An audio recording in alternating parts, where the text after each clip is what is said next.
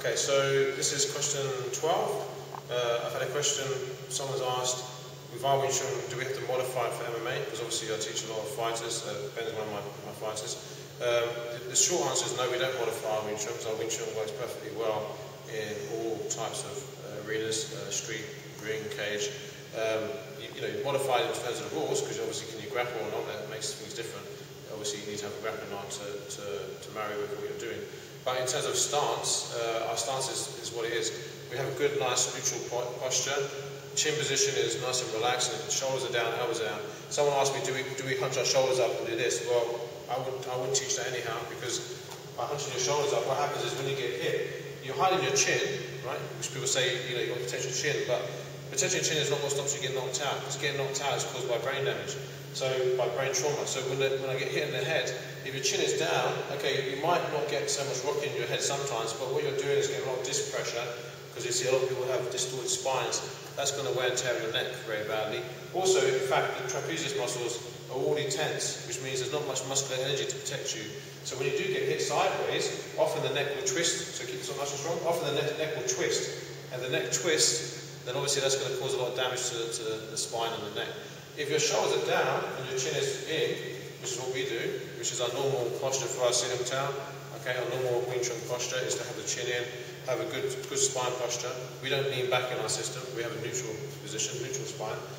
Having your chin down now means your trapezius is neutral. So when you get hit, you can just contract your muscles and sink your weight, and you're going to have a very strong spinal structure. And that way the energy will transfer into the whole body, not just into the neck. Okay? Think of your body as like a kinetic chain. We want to use kinetic chains to disperse pressure through our elbows, our hips, our knees, our ankles. But we don't want to disperse a kinetic chain and get stuck in your neck. So if you add an extra chain into your neck, that energy will get stuck in there, right? So you want it to go naturally through into the body, right? And to the side, what you're going to do is cause muscle tension. So you tense your muscles when you get hit and load your weight towards the appropriate side. In terms of stance, the neutral stance for training is 50-50, the forward and backward stance is 50-50, and then when you get pressure, you adjust your weight accordingly, okay? So the stance is neutral. If you stand in a stance and you have a chosen stance, like a 30-70 or a 90-10 or 60-40, you're already loading your weight in one direction.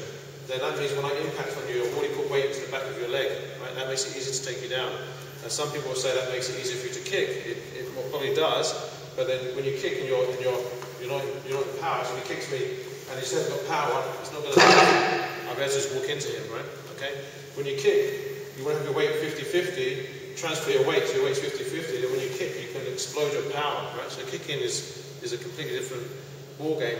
The stance is still the same when you kick as when you punch. You want to load your weight and bow your stance and explode, right? So we don't want to lean back in the way we teach our Wing Chun, right? So if we take our Wing Chun from a Chi-Sao point of view, or we take it from a sparring point of view, or Gorsa point of view, our spinal structure is the same, right? Our on-guard position is the same.